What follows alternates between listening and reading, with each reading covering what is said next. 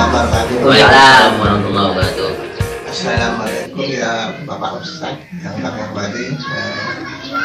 Begini Pak Ustaz, kami ini dah lama nih tentang ini masalah wal awalu, yang artinya dialah yang awal, dia yang akhir, dia yang batin, dan dialah maha mengetahui segala sesuatu.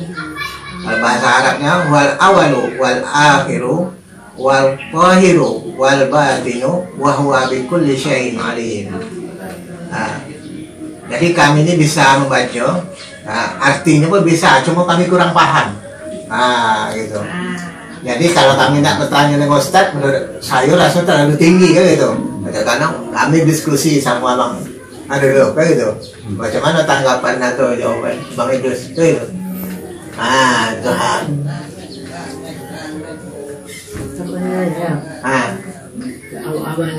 Iya. Aku maksudnya kan gitu kan. Awal dan akhir. Iya. Dialah yang awal dan yang akhir, yang zahir dan yang batin. Dialah yang maha mengetahui segala sesuatu. Berarti yang awal itu berarti dia tak ada sebelum itu awal kan. Dan akhir tidak ada batas untuk akhir bagi dia. Yang awal dan akhir kan itu. Dia lahir dan batin. Serta Allah mungkin ada waktu tertentu yang dilihat wajahnya. Kan gitu. Kalau yang batin lahir itu kan, tak semua yang bisa melihat. Kecuali Nabi sendiri belum tak bisa melihat Allah. Tapi ada waktu setelah akhir zaman pasti akan dilihatnya, dinampakkan wujudnya. Itu yang tahu saya itu. Kalau ayat itu, itu berarti tak bisa. Nabi kan pernah Nabi Musa minta lihatkan zat, kan ditolak. Jangan, tak bisa engkau melihatku. Tak sanggup engkau. Perhatikan bukit itu. Kalau bukit seperti itu, kata Allah kamu bisa melihatku. Tapi terpandang meledak. Itu tak bisa. Jangan, itu cuma mungkin ayat begitu. Menurut kemampuan kan gitu. Bapaknya. Langsung Pak Ustaz itu. Coba Pak Ustaz. Assalamualaikum warahmatullahi wabarakatuh. Ini semuanya tergantung kepada pengenalan diri. Sebab kalau kita harus kenal itu siapa Allah itu sebenar. Memang kalau ahli sufi yang pernah mengatakannya begini, man arafa nafsahu faqad arafa rabbahu, katanya. Barang siapa yang mengenal dirinya, maknanya dia telah mengenal Allah. Nah, bagaimana secara pengenalannya? Kalau dalam di dalam hadis mengatakan mengenal Allah itu billah. Billah maksudnya dengan Allah. Maksudnya Allah yang memperkenalkan yang gitu. Kalau kita tidak dikenal Allah, tak bisa kenal. Jadi kita ini bukan kenal, diperkenalkan. Allah memperkenali dia dengan kita bisa-bisa saja. Nah, berdasar ayat lanjut, wal awalu wal akhiru wal zahiru wa batinu wa huwa ala bi kulli syai'in alim, gitu ya. Jadi kata dia awal. Awal ini bukan hati yang pertama. Bukan Allah itu tidak ada mulai. Tidak tergantung waktu. Mungkin dulu Allah, kapan, kata orang pernah kesian bertanya, kapan Allah ada? Itu tak ada jawabannya. Allah itu sejak ada dia yang mutlak ada. Allah yang tahu. Bukan. Allah itu yang benar-benar ada. Kita tak ada sebetulnya. Ini kita ini merupakan suatu manifestasi namanya. Artinya tanda. Ujar Allah, buktinya keberadaan Allah. Dia dengan kita seperti ini. Kita bukan ada, diadakan. Jadi kalau kita dikenalkan oleh bisa.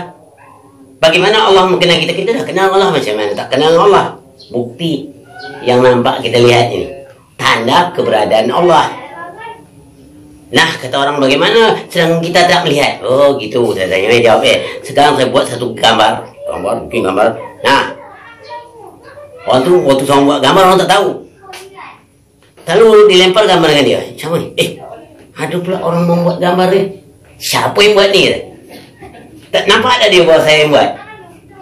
Tak nampak kan? Tapi pasti yang membuat tu pasti ada orang kan? Ada tak? Yeah. Mungkin tak barang tu tercipta kalau tak ada yang mencipta. Jelas. Pasti begitu dengan Allah.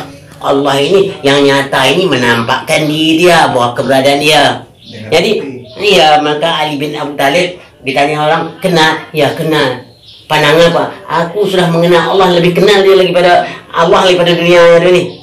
Mengenalnya dengan hakikat iman, bukan tanggung-tanggung imannya. Dia kenal Allah dengan hakikat iman. Nah, menjawab dari pertanyaan masalah ayat Quran itu, masalah Nabi Musa itu merupakan suatu pendidikan Allah kepada manusia. Beginilah Musa. Nah, bukan Musa tidak kenal Allah, tidak. Dia itu salah satu Rasulullah. Kenal Musa Allah, tapi cara mendidik. Ibarat kalau dalam orang Melayu bilang apa? Pukul anak sini gitu. Dia mendidik manusia. Begini coba. Kalau Allah nampak, tapi tak mungkin nampak seperti ini, tak mungkin seperti saya berhadapan dengan meja ini, tak bisa. Di surga pun tak bisa. Macam nampak seperti meja, tak bisa. Kerana Allah itu tak sama dengan kita. Laisa kamitslihi syai'un, tak sama alam ini. Tapi kita bisa melihat dia dengan hakikat iman. Dengan ayat berikutnya apa kata Allah? Allah itu zahir. Zahir itu nyata artinya. Dapat kita cerna pikiran kita. Dan dia kata berikut apa? Batin. Bau zatnya disembunyinya. Namun tetap kita mengenal dia. Kenapa kita mengenal dia? Kerana dah kita dikenalkannya. Jadi mengenal Allah itu dengan Allah. Menjawab dari ahli sufi mengatakan man arafa nafsahu faqad arafa rabbahu. Coba kita. Barang siapa mengenal dirinya, berarti dia mengenal Allah. Mana dulu kita mengenal diri kita kepada Allah? Diri kita dulu. Namun dia, barang siapa yang mengenal dirinya, tengok, dia mengenal Allah, Allah lah yang mengenal dirinya. Baru kita, itu bahasa mudah. Barang siapa mengenal dirinya, dia mengenal Allah. Siapa yang mutlak yang mengenal dirinya? Allah. Jadi bahasa Arab itu apa ngerti betul maksudnya. Jadi jawab adik itu mengenal Allah dengan Allah. Kita tak bisa mengenal Allah tanpa Allah. Kita hanya diperkenalkannya. Sekarang Pak apa? Ditanya Pak Usman. Sekarang Pak Usman bisa melihat? Tidak. Bisa. Sebetulnya kita tak melihat Pak Usman, diperlihatkan. Jadi kita tak mampu melihat. Pak Usman nampak ini bukan melihat diperlihatkan oleh Allah. Baru kita bisa. Jadi kita cuma diperlihatkan, dinampakkan, dihadirkan, baru kita hadir. Yang hak melihat hanya Allah.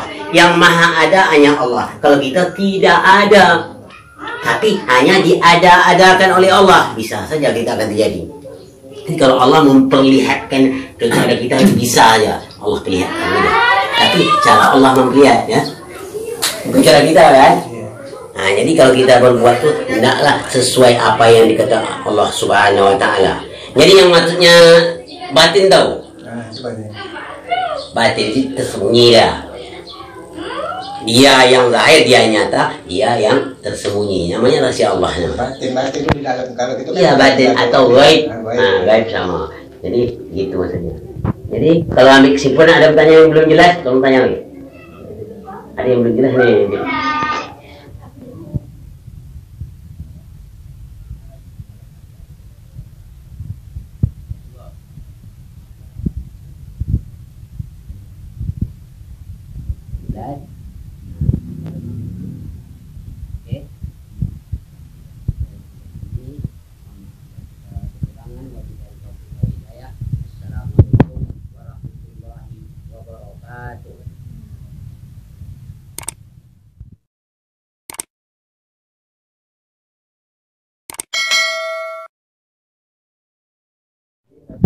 Saya dan pendapat Pak Badru. Jadi udah diterangkan oleh Ustaz kita dengan panjang lebar, ya kan?